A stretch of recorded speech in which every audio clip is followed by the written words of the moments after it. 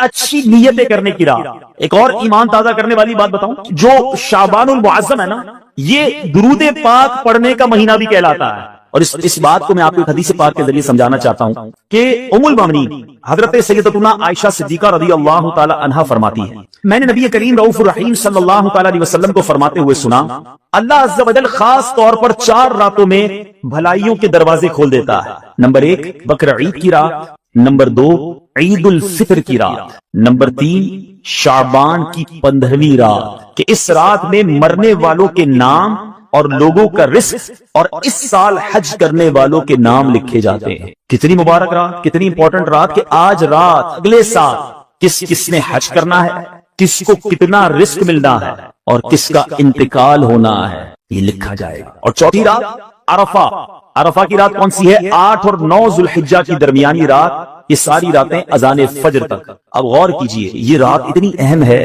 कि आज नाजुक फैसले हो रहे हैं। हमें हो सकता है किसी के बारे में लिख दिया जाए कि अब चंद दिनों का मेहमान है, हो सकता है आज ही बारी आ जाए, कल ही बारी आ जाए, पता तो किसी को नहीं है ना। हम में से कोई कभी भी जा सकता है। रात जहां अल्लाह की रहमत की याद करने की रात है, अपनी मौत को याद करने की भी रात है। और कब्रिस्तान जाना भी ये दरअसल मौत को याद करने का एक बहाना है, इबरत हासिल करने का एक तरीका है। बदकिस्मती से आज कब्रिस्तान भी जाते हैं मगर मौत याद नहीं आती है। कब्रिस्तान में भी टेलीफोन चल रहे होते हैं ना, अलमान वाला फीस, वहां जाकर भी याद नहीं आता कि तेरा आखिरी ठिकाना क्या है? यही तेरी आखिरी मंजिल है। ऐ दुनिया के घर बनाने वालों और इसी की रंगीनी में गुम रहने वालों, ये क्यों नहीं सोचते कि मेरा आखिरी ठिकाना कब्र है?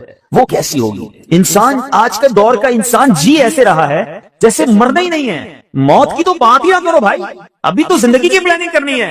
कई लोग ऐसे गुजरे पीछे इस्लामी भाइयों, बड़े बड़े घर बनाए मगर घर में जाने से पहले कब्र में पहुंच गए। हमारे एक पाकिस्तानी भाई थे, हांगकांग में जॉब करते थे, 30 साल अपनी जिंदगी के 30 साल वहां गुजारे। जाहिर हर महीने पैसे बेचते रहे। पाकिस्तान में उनकी कोठी तैयार हो गई, 30 साल में पैसा बनाया, यहाँ पैसे बेचते बेचते अच्छा सा मकान तैयार हो गया। मगर वो ना आए, घर वालों को उस घर पर चौकीदार रखा और खुद वहां किसी जगह चौकीदारी करते थे, चौकीदारी से पैसे बनाते थे। आखिरकार घर वालों ने कहा 30 साल गुजार लिए, अब तो आ जाओ। घर भी बन गया, खाली पड़ा है घर। अब उसने दोस्तों को बुलाया, कहा बहुत हो गया, बड़ा पैसा बनाया, बड़ी मेहनत की, अब बाकी जिंदगी सुकून से गुजारूंगा, अब बीवी बच्चों के साथ टाइम गुजारूंगा, अब ऐश करूंगा, अब सुकून की लाइफ गुजारूंगा।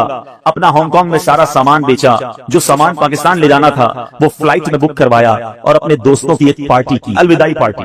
उस अलविदाई पार्टी के दौरान हमारे उस मुसलमान भाई का हार्ट फेल हो गया। जिस फ्लाइट से उसका सामान आना था उसी फ्लाइट से उसकी मैयत पाकिस्तान पहुंची। जिस कोठी को 30 साल पैसे जोड़ जोड़ कर बनाया था, एक रात उसमें गुजारना नसीब नहीं हुई, उससे पहले कब्र में पहुंच गए। आगाह अपनी मौत से कोई बशर नहीं, सामान 100 बरस का है, पल की खबर नहीं। आज की रात कुछ याद करने की रात है, कुछ सोचने की रात है कि मुझे जाना है, ये ठिकाना नहीं दुनिया मेरा, मेरी मंजिल कुछ और है। आला हजरत एक और जगह समझाते हैं ना, घर भी जाना है मुसाफिर के नहीं, मत पे क्या मार है, क्या होना है, अरे ये तुम्हारा घर नहीं, तुम मुसाफिर हो, यहाँ तो असल घर तो कब्र है और वहां जाकर कैसे गुजारोगे?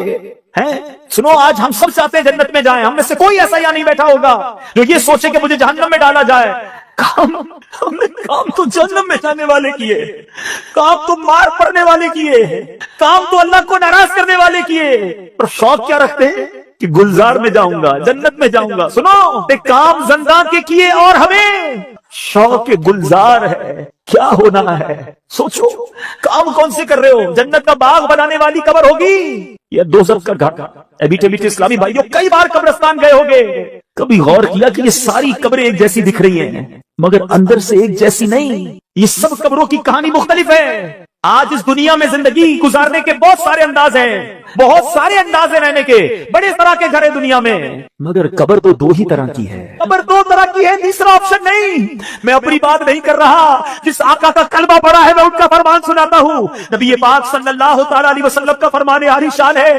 मेरे आका फरमाते हैं, हदीस पाक का खुलासा है कि कब्र 2 तरह की होती है, या तो जन्नत के बागों में से एक बाग होती है, या तो दोज़ख के घड़ों में से एक घड़ा। बताओ मेरे मीठे इस्लामी भाइयों, खुदा अपने आप से पूछो, अगर आज मर गया कब्र जन्नत का बाग बनेगी? ऐसे काम कर लिए, क्या अल्लाह को राजी कर लिया? जिंदगी गुनाहों भरी तो नहीं गुजरी? اگر دل سے آواز آ رہی ہے کہ ہاں میری قبر جنت کا باغ بن جائے گی پھر تو ٹھیک ہے، اور اگر آواز یہ آ رہی ہے کہ نہیں ابھی نہیں مرنا، ابھی تو بہت نیکیاں کرنی ہیں، ابھی تو توبہ کرنی ہے، ابھی مر گیا تو مر جاؤں گا، پھنس جاؤں گا، تو بتاؤ پھر کب توبہ کرو گے؟ پھر انتظار کس بات کا ہے؟ اے میرے پیچھے اسلامی بھائیوں، اچانک موت آتی ہے، کبھی یہ نہ سوچنا کہ موت بڑھاپے میں جا کر آئے گی، ہمیں نہیں پتا کہ کبھی بھی آ جائے گی۔ 70 سال اس کی نافرمانی کرتے رہو، 70 سال تک اس کی نہ مانو، اس کی بارگاہ میں جرم کرتے رہو، ایک بار سچی توبہ کر لو، ایک بار اس کو راضی کر لو۔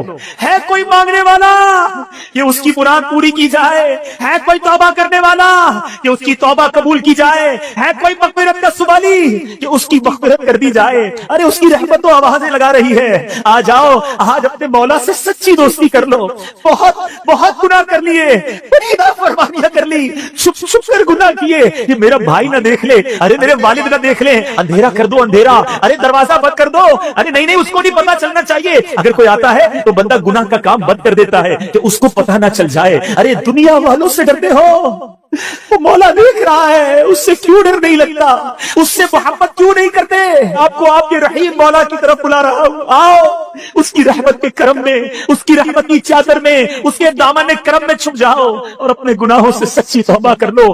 آج معافی مانگنے کی رات ہے، آج اللہ کی رحمت کو پکارنے کی رات ہے۔ اللہ فضل کر دے آج کی رات، آج ہماری مغفرت کر دے، سچی توبہ عطا کر دے۔ آ جاؤ میرے میٹھے اسلامی بھائیوں، آج مانگنے کی رات ہے، آج سر جھکانے کی رات ہے۔ اللہ ہم نے حدیثوں میں پڑھا ہے، آسمان دنیا سے یہ ندا دی جا رہی ہے کوئی مانگنے والا، ہے کوئی توبہ کرنے والا، ہے کوئی مغفرت کا سوالی؟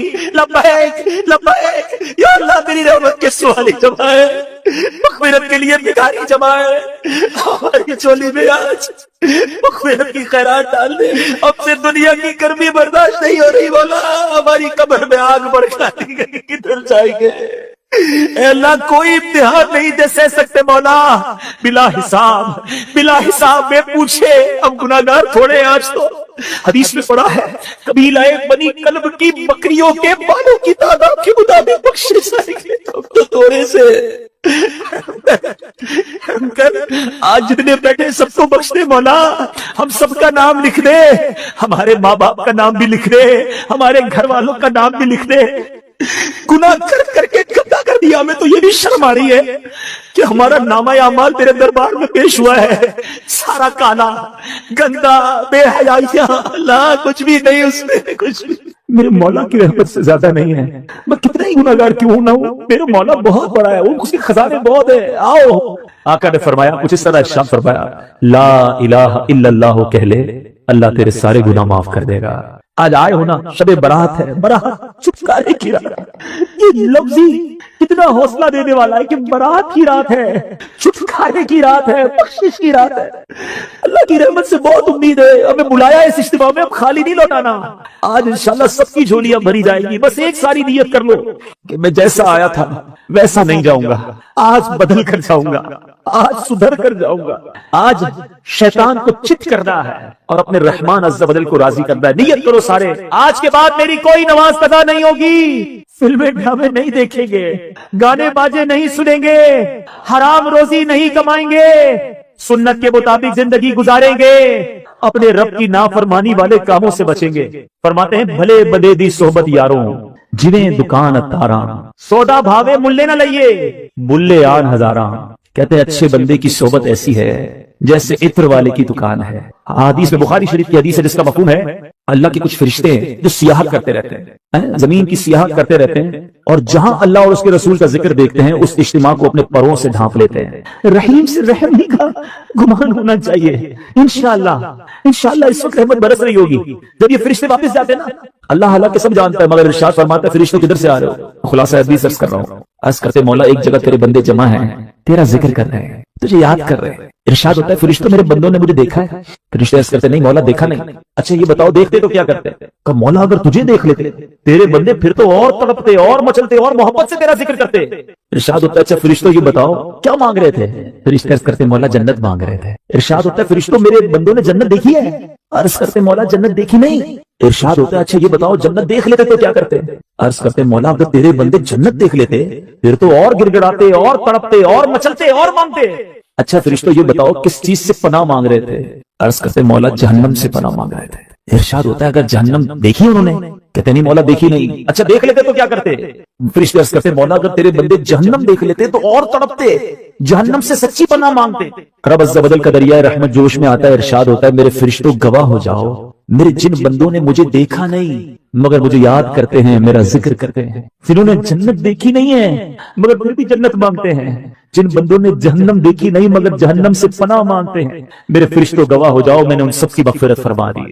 فرشتے عرض کرتے مولا ایک بندہ ان میں ایسا بھی تھا جو ذکر کی محفل میں ذکر کرنے نہیں آیا، نیکی کا کام کرنے نہیں آیا، وہ تو ایسے ہی آیا تھا، اپنے کسی پرسنل کام سے آیا تھا۔ ہو سکتا ہے آج کے اس اجتماع میں کوئی اجتماع کی نیت سے ہی نہ آیا ہو، کوئی دوست پکڑ کے لے آیا ہو، مگر اچھے بندوں کی صحبت کا نتیجہ دیکھو۔ اے بری صحبتوں میں بیٹھنے والوں سنو، فرشتے عرض کرتے مولا ایک بندہ تو اپنے کام سے آیا تھا۔ اللہ فرماتا ہے میرے فرشتوں یہ وہ بندے ہیں جن کا ہم نشین بھی محروم نہیں رہتا، میں نے اپنے اس بندے کی بھی مغفرت فرما دی۔ سبحان اللہ، حدیث پاک ہے من اعتکف ایمانا واحتسابا غفر له ما تقدم من ذنب۔ بالکل بن کر تیار ہو گئے ہوتے ہیں، مگر مکین جو اس گھر میں رہنے کے لیے آنا چاہتا ہے اس کا آخری وقت بھی آ گیا، اس کی قبر بھی تیار ہے۔ اب ذرا اس کو پریکٹیکلی سمجھیے، اگر قبرستان جاتے ہیں کچھ قبریں تیار ملتی ہیں نا، صحیح بات بتاؤں پریکٹیکلی، جو قبریں خود ہی نہیں ہے جن کی بھی خود ہی نہیں ہے وہ زندہ ہے، ہاں تھوڑی دیر بعد مرنا ہے اور پھر اس قبر میں آ جانا ہے۔ کفن کی دکان پر جب کبھی جائے نا تو وہ کفن کو طے کر رہا ہوتا ہے، پلاسٹک میں ڈال رہا ہوتا ہے، ایکچولی جس کا کفن طے کر رہا ہے نا وہ سب زندہ ہے، تھوڑی دیر بعد اس نے مرنا ہے۔ یہ کفن خریدنے کوئی آئے گا دکان سے، اس کو کفن پہنایا جائے گا، اور جو قبر تھوڑی دیر پہلے بور کرنے یا ایک دن پہلے کھودی تھی یہ اس کے لیے کھودی تھی جو زندہ ہے۔ تو مجھے اور آپ کو پتا نہیں ہے کہ ہماری قبر خودی بھی کہ ریڈی تو نہیں ہے، کہیں کفن طے تو نہیں ہو رہا۔ آگاہ اپنی موت سے کوئی بشر نہیں، سامان 100 برس کا ہے، بلکہ address this is the very crucial, بہت زیادہ نازک رات ہے۔ اس رات کتنی